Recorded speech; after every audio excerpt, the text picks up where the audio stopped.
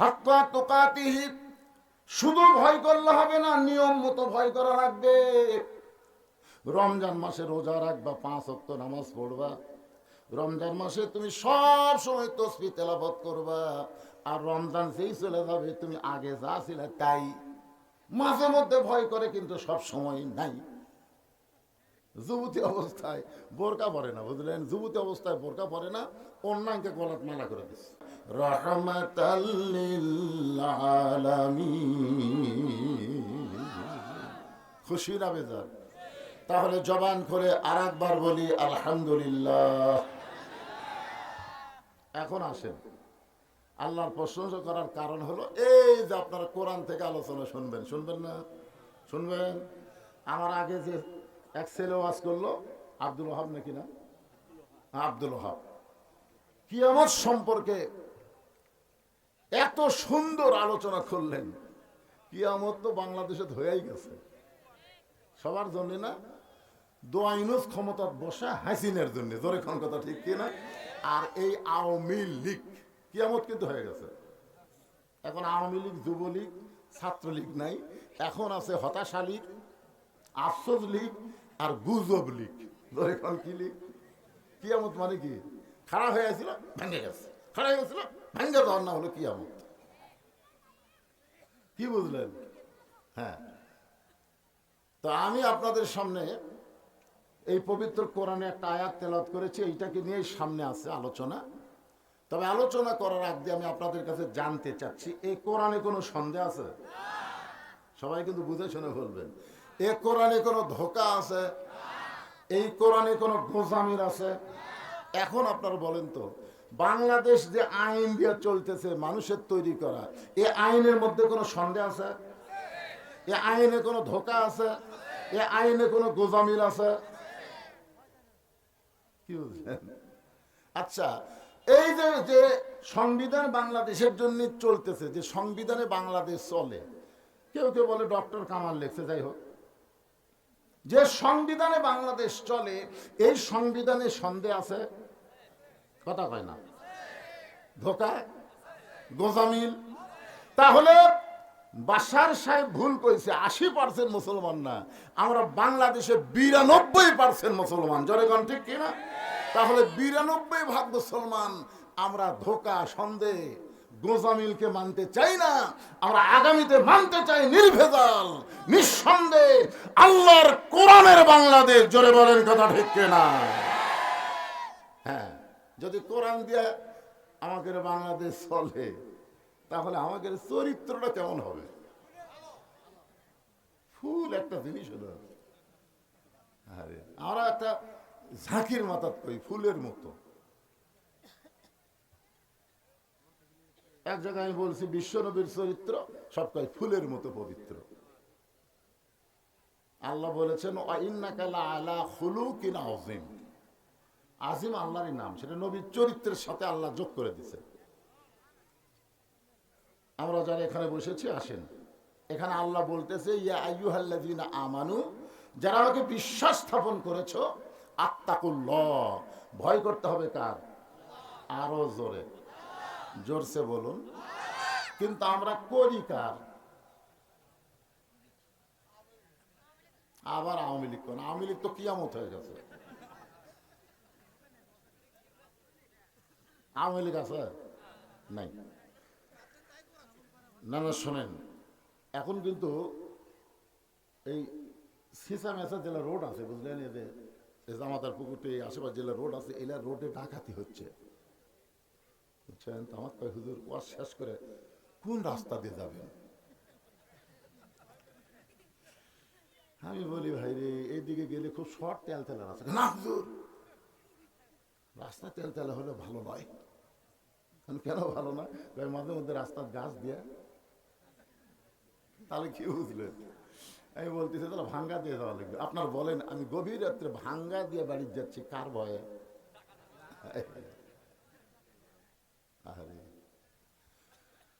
92% মুসলমানের দেশে আল্লাহর কোরআন, তারপরে আমাদের মতন বক্তারা ডাকাতের ভয়ে ভালো রাস্তা বাদ দিয়ে ভাঙ্গা রাস্তা যায়। জোহর নামাজ পড়বেন শাহজাহানপুর কেন্দ্রীয় মসজিদে, পায়ে 2000 টাকার জুতা আছে। এখন মসজিদের দরজার যে আপনি চিন্তায় পড়ে গেলেন, জুতা কি করি, দরজার থমো না হাতত নেব? মন বলতেছে যে জুতা চোর বুঝলে, তো জুতা হাতত নিয়ে মসজিদে ঢুকতেছি, আপনার বলেন তো কারো হয়? তাহলে কি বুঝতেছেন? ডাকাতের ভয়, চোরের ভয় কলিজার মধ্যে রাখলে কোনোদিন আত্তাকুল্লাহর ডিগ্রি অর্জন করা যাবে না। ধরে কোন ঠিক কিনা? এই যে আল্লাহ বলতেছেন আমার জন্য ভয় করো, আর আমাদের মধ্যে ডাকাতের ভয়, চোরের ভয়, এর আগে ছিল পুলিশের ভয়, র্যাবের ভয়। পুলিশ ধরবে এই চিন্তা আমি দিনে 10 বার করছি, পুলিশ ধরবি, পুলিশ ধরবি। আমার ইমান কয় কে রে হুজুর, তোকে যে আজরাইল ধরবি রে। মানে পুলিশ ধরার ভয়ে আজরাইল ধরার কথা আমাকে মনেই নেই। আল্লাহ বলতেছে যারা আমাকে বিশ্বাস স্থাপন করেছ, তোমাদের 1 নম্বর শর্ত হলো ভয় করতে হবে কার? আরো জোরে, জোরসে বলুন। আল্লাহর ভয় যদি আমরা করতে চাই, তাহলে দুনিয়ার কোন আইন দিয়ে আল্লাহর ভয় করা যাবে না। আল্লাহর ভয় করতে গেলে কেবলমাত্র আল্লাহর কোরআনের আইন আমল করা লাগবে। ধরে কোন ঠিক কি না? এরপরে আল্লাহ বললেন হাক্কা তুকাতিহি, শুধু ভয় করলে হবে না, নিয়ম মতো ভয় করা লাগবে। রমজান মাসে রোজা রাখবা, 5 ওয়াক্ত নামাজ পড়বা, রমজান মাসে তুমি সব সময় তাসবিহ তেলাওয়াত করবা, আর রমজান যেই চলে যাবে তুমি আগে যা ছিলে তাই। মাঝে মধ্যে ভয় করে কিন্তু সব সময় নাই। যুবতী অবস্থায় বোরকা পরে না, বুঝলেন? যুবতী অবস্থায় বোরকা পরে না, অন্যায়কে গলাত মালা করে দিচ্ছে। ওই মেয়েটা যখন বুড়ি হয়ে গেছে তখন বোরকা পড়ছে, মরা লাগবে ভাই, মরা লাগবে ভাই। হায় হায়, যুবতী অবস্থায় সবাই যখন দেখিছে তখন ভয় করেনি, যেই মরার বয়স আছে কই মরা লাগবে ভাই। সারা জীবন ঘুষের চাকরি করছে, চাকরি চলে গেছে, আল্লাহর ভয় বলতেছে আল্লাহ আমি আর কোনোদিন ঘুষ খাবো না। 2 কান্দে 2 ফেরেশতাকে আল্লাহ এর কান সারাত কি চড়া বসানো। এই শালা যতদিন ঘুষের চাকরি করছে ততদিন কান দিবি, যেই চাকরি চলে গেছে আর কান দিচ্ছে। তার মানে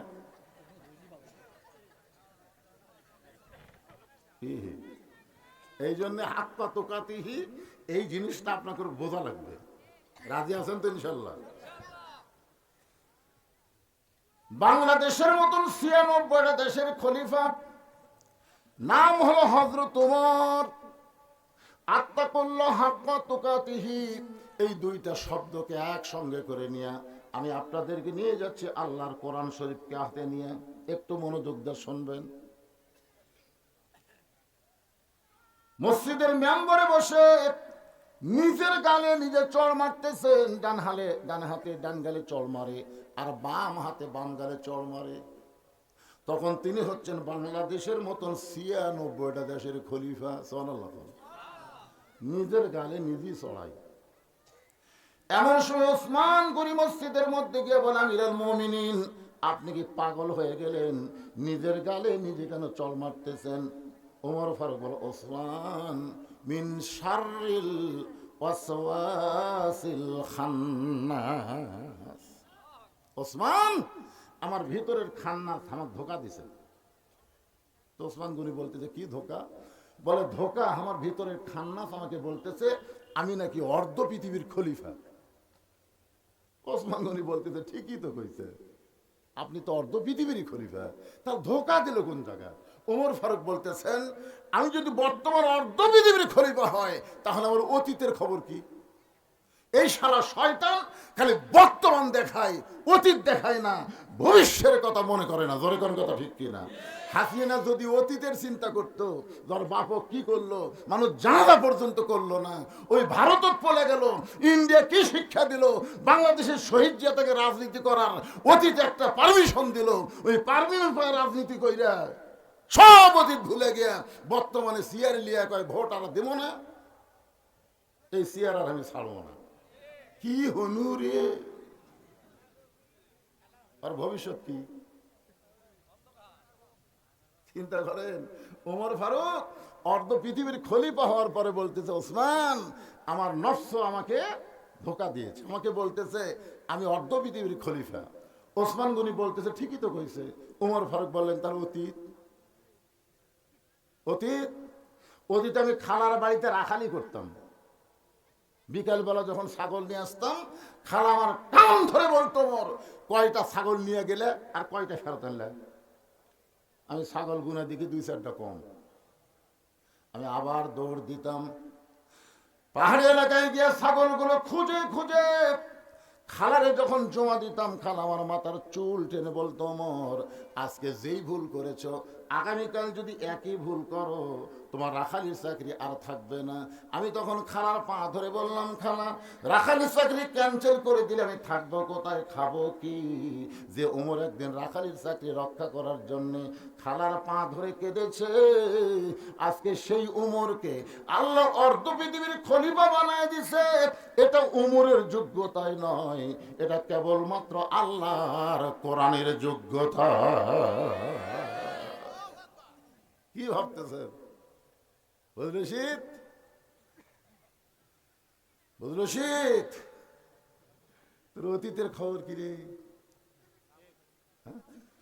অতীতে আমি রাস্তার ডায়েরি নিয়ে ঘুরতাম, একটা ডায়েরি, তখন তো ডায়েরি আসলে নোটবুক, যে কোনো টুপিওয়ালা দেখলে বলতাম, ভাই আমি ওয়াজ করে পারি, ভাই আমার দাওয়াত দেন। ভাই না রে, আপনার ওয়াজ তো কোনদিন শুনিনি, আপনার ওয়াজ তো কোনদিন শুনিনি। থাক, ধৈর্য ধরেনি, মন খুবই খারাপ, যাকে দেখি তাই ভাই ভাই আমাকে দাওয়াত দেন। যে গ্রামে মাহফিল হয় সেই গ্রামে যাই বলি, আপনার কি মাহফিল করবেন না? কর্ম তো আমি ওয়াজ করে পারি। আজ পর্যন্ত কেউ জানে না, শোনে না, ওয়াজ করে পারে। এইরকম ঘুরে ঘুরে 100 জায়গা গেলে 10টা দাওয়াত আমি পাতাম। এটা হলো আমার অতীত। আর আমার বর্তমান হলো এত দাওয়াতের চাপ, প্রতিদিন দলে দলে মানুষ যায়, ভয় আমি 3 তলা লুকা থাকি, সিসি ক্যামেরা দিয়ে দেখি। আর আমার সেক্রেটারি বলি যে নাস্তা পানি করে বিদায় করে দিয়ে 2 বছর কোনো ফাঁকা নেই। এটা হলো আমার বর্তমান। আর আমার ভবিষ্যৎ হলো মসজিদের খাটনি খালি তাকে আছে যে তোকে আর 3 তলা লুকা থাকা লাগবে না, অতি শীঘ্রই তো টাইনে নামে সাদা কাফনের কাপড় চকলেটের বোতল মোড়ায়া গোরস্থানে ঢুকানো হবে। জোরে কোন কথা ঠিক কি না? কি বুঝতেছেন? আরে খালি ক্ষমতার চেয়ার পায় মানুষ যদি অতীত আর ভবিষ্যৎ চিন্তা করে, ওই কোনোদিন ফ্যাসিস্ট হবে না, ওই কোনোদিন স্বৈরাচারী হবে না। ওর ভিতরে থাকবে আত্তাকুল্লাহ হাক্কা তুকাতিহি, শুধুমাত্র ভয় থাকবে কার? যেই কোরআন হযরত ওমরকে অর্ধ খলিফা, পৃথিবীর খলিফা বানাই দিল, সেই কোরআনের শক্তি আছে না নাই? আমাদের বাংলাদেশের খবর কি আছে? হ্যাঁ, আপনারা যে কি জায়গার থেকে কি কথা বলতেছেন? আছে ক্ষমতা, আছে কোরআনের ক্ষমতা আমাদের দেশে আছে। আমি দিনের বেলা যে মাহফিল করলাম বুঝলেন, ওখানে একটু তকবিল্লা কথা বলতেছি, তাতেই বিএনপির এক নেতা সেই গরম। আমি কইলাম আওয়ামী লীগ ক্ষমতা থাকতে যে গরম দেখাচ্ছে, এরা ক্ষমতা না থাকতে তো সেই গরম দেয়। এরা যদি সামনে ক্ষমতা যায়, আওয়ামী লীগ যা করছে তার চাইতে এরা বেশি করবে।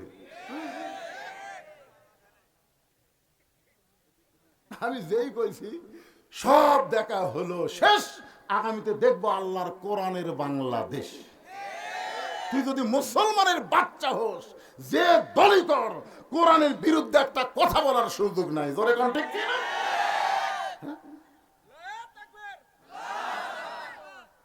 মেয়ে মানুষের নেতৃত্ব দেখা শেষ, আগামীতে দেখবো মরদ মানুষের বাংলাদেশ। জোরে কোন কথা ঠিক কি না?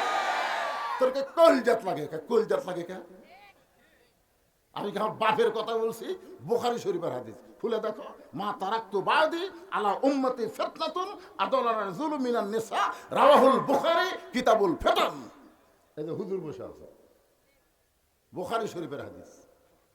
আল্লাহ রাসূল বলেছেন, আমার পরে আমার উম্মতের জন্য সবচাইতে বড় বিপদ হলো মরদ মানুষের জন্য নারী নেত্রী হওয়া। এটা আমার কথা? হালাকাতের রাজুল হিনা তাতে নেশা, পুরুষ জাতি তখনই ধ্বংস হবে যখন পুরুষেরা নারীদের আনুগত্য করবে। তুমি যদি মুসলমানের বাচ্চা হও, তুমি মসজিদের বাহিরে যে দল করো করো, কিন্তু আজান দেওয়ার পরে মসজিদ ঢুকলে তুমি আওয়ামী লীগ, বিএনপি, জাতীয় পার্টি, জামাত হলে হবে না, এক কাতারবদ্ধ হয়ে নামাজ পড়া লাগবে। জোরে কোন কথা ঠিক কিনা?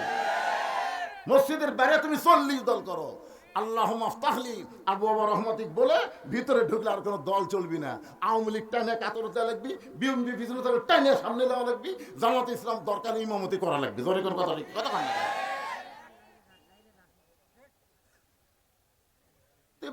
করিস কর, ভিতরে ঢুকে কোরআনের মাহফিলে যখন ঢুকেছেন তখন আর কোন বিএনপি, আওয়ামী লীগ, জামাত, তাবলীগ নাই, সব মুসলমান ভাই ভাই। ওয়া তাসিমু বিহাবলিল্লাহি জামিয়া ওয়া লা তাফাররাকু, আমরা সবাই কোরআনের দল। জোরে করে কথা ঠিক কি না? হ্যাঁ,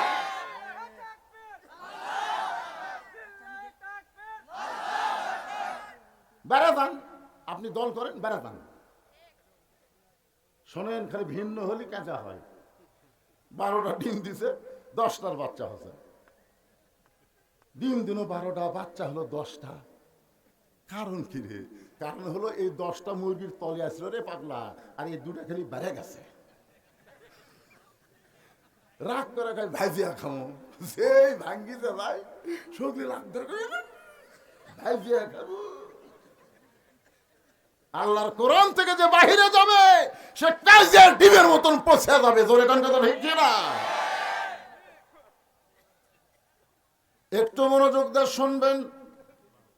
আল্লাহর কোরআনের কেমন পাওয়ার, এইটা দেখার জন্য হযরত ওমর সরজমিনে ছদ্মবেশে মদিনার অলি গলি ঘুরতেছে শুধুমাত্র আল্লাহর কোরআনকে দেখার জন্য।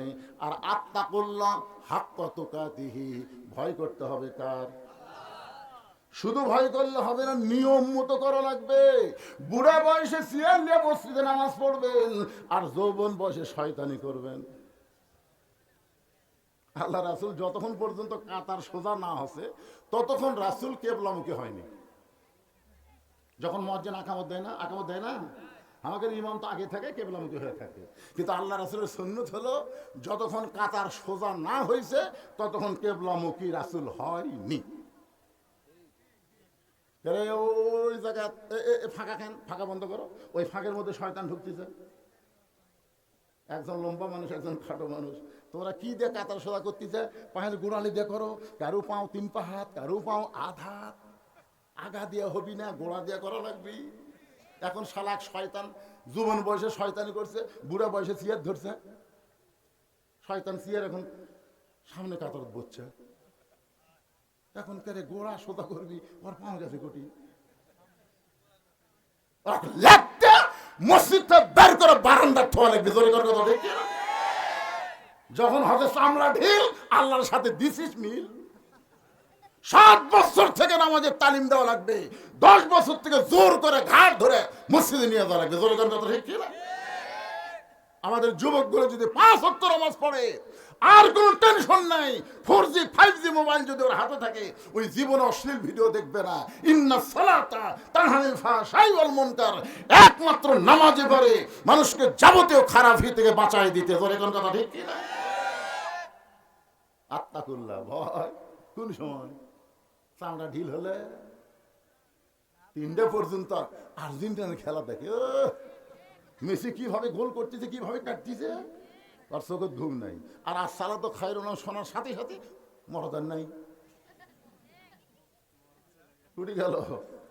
আদান শুনবি না থেকে ল্যাপ দিছে মাথার উপর, পাও বার হবি, টানে বুকের কাছে থসে, জানলাতে দেখলে মনে হয় চাউলের বস্তা ঢাকা আছে। আস্তে আস্তে ঘরের মধ্যে যান, ল্যাপের কোনা তুলে দেখেন, ল্যাপের তলে ওর সাইজ আর সকালবেলা সাইড ঠিবে কুত্তার সাইজ, একই সাইজ। ফজরের নামাজ বাদ দিয়ে ঘুম পাড়ে যারা, কুত্তার মতো মানুষ তারা। জোরে কোন কথা ঠিক কিনা? আমার সাথে বলা লাগবে। ফজর নামাজ বাদ দিয়ে ঘুম পাড়ে যারা, কুত্তার আমল করে তারা। জোরে কোন, কার আমল? কথা কন না কেন? ফজর পড়বেন না? আমার আসতেই বলেছে হুজুর আপনার 9 রাত তুলে দেবো, ফাটাফাটি 11টা পর্যন্ত ওয়াজ হবে। আমি নিয়ত করছি তোরা যত 11টা কো, বহুদিন পরে যাচ্ছি 12টা পর্যন্ত মারবো, জোরে কোন কথা ঠিক কিনা? কিন্তু ও সাইকেল আনছে, সাইকেলের দিন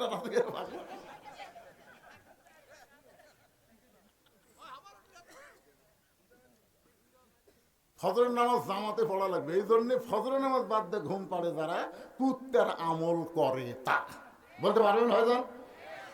ফজরের নামাজ বাদ দিয়ে ঘুম পাড়ে যারা, সবাই জোরে কান, কিসের আমল? কেবল এই ওয়াজ যেই করছি, এটা হচ্ছে নাটক, লালপুর সেই করছে এই ওয়াজ, 4-5টা কুত্তে দৌড়াচ্ছে। দেখবেন এখন কিন্তু মুয়াজ্জিন আজান দিলে কুত্তে দৌড়ে আসে না ভাই? ওরা কুটিতে ঘুম পাড়ে, যেই মুয়াজ্জিন আজান দেয় ফজরে, কুত্তে আজানের লোকমা দিচ্ছে।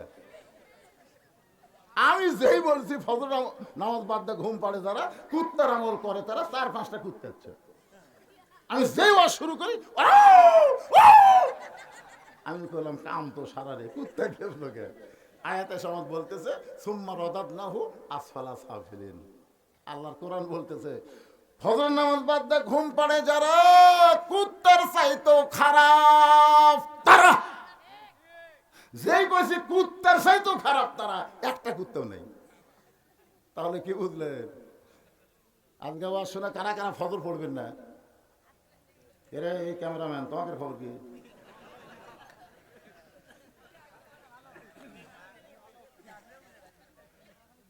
এরা যা আমার ভাইরাল করলো ভাই, এই যে 300 টাকার পার্টি, কথা বলতে 300 টাকার পার্টি, আজকে এত টাকা হলো, এই যে ওয়াজগুলো সব বিশ্বে চলে গেল। কিন্তু এরা যদি নামাজ না পড়ে, আল্লাহ আগে হাত ধরবে। বাজান ও বাজান, এখন থেকে পড়ো বাবা, কি করবে? আত্তাকুল্লাহ হাক্কা তুকাতিহি বুঝানোর জন্য বলতে যে হযরত ওমর ছদ্মবেশে মদিনার অলি গলি ঘুরতে গিয়ে দেখে বিস্তীর্ণ মরুভূমির ভিতরে একজন রাখাল উট আর দুম্বা চড়ায়। হযরত ওমর আল্লাহর কোরআন আত্তাকুল্লাহ দেখার জন্য রাখালকে সালাম দিলেন, আসসালামু আলাইকুম রাখাল ভাই, আমার পেটে ক্ষুধা লাগছে, আমি উটের এক পেয়ালা দুধ চাই। রাখাল মুস্কি মুস্কি হাসে। ওমর ফারুক বলে, রাখাল আমি তোমার সালাম দিলাম, উটের দুধ চাইলাম, তুমি সালামের উত্তর দিলে না, উটের দুধ দিবা কেনা সেটাও তো বলো না, তুমি খালি মুস্কি মুস্কি হাসো। রাখাল বলে, পথিক তোমার সালামের উত্তরও দিব না, তোমাকে উটের দুধ আমি দিবার পারবো না। ওমর ফারুক বললেন, আমার অপরাধ কি? রাখাল বলে, তোমার অপরাধ হলো আগে তোমার পরিচয় জানতে হবে। ওমর ফারুক চিন্তায় পড়ে গেলেন, আমি ছদ্মবেশে আল্লাহর কোরআনকে দেখার জন্য, আত্তাকুল্লাহ হাক্কা তুকাতিহি জানার জন্য বের হয়েছি, এখন যদি আমার পরিচয় দেই তাহলে গুমর ফাঁস হয়ে যাবে। এমন সময় আল্লাহর কোরআন বলে, ওমর রাখাল যখন তোমার পরিচয় চাইছে, তুমি আসল পরিচয় দাও। তোমার আসল পরিচয় হলো মিল্লাতা আবিকুম ইব্রাহিম ওয়া সাম্মাকুমুল মুসলিমিন। আল্লাহর ভয় কলিজার মধ্যে নিয়ে বলেন তো, আমাকে জাতির পিতার নাম কি? সবাই বলতেছেন না। যার কলিজার মধ্যে ভয় থাকবে আল্লাহর, সে কোনোদিন শেখ মুজিব কবি না। আজ দেওয়া হচ্ছে তো 5 তারিখের আগে কি করছে সেটা বাদ দেন তো। আমরা 5 তারিখও কিয়ামত করছি, জোরে কোন কথা ঠিক কিনা? কিয়ামত শেষ, নতুন করে বাংলাদেশ জন্ম হচ্ছে আবু সাইদের রক্তের মাধ্যমে, জোরে কোন কথা ঠিক কিনা? গতকাল দিনের বেলা আমি আবু সাইদের বাড়ির কাছে ওয়াজ করছি, ওই রে ফাটাফাটি ওয়াজ রে। হ্যাঁ, পীরগঞ্জ হাসিনা শ্বশুর বাড়ি রে, সেই পীরগঞ্জের কবর ছালালো রে। ওয়াজেদ মিয়ার গড় দোয়া, বুঝলেন? এই হাসিনার স্বামী গড় দোয়া করছে। জাফরুল ইসলামের কাছে গেছিল চাকরির জন্য, তো জাফরুল বলতেছে, ভাই আপনার বউ হলো প্রধানমন্ত্রী, আপনি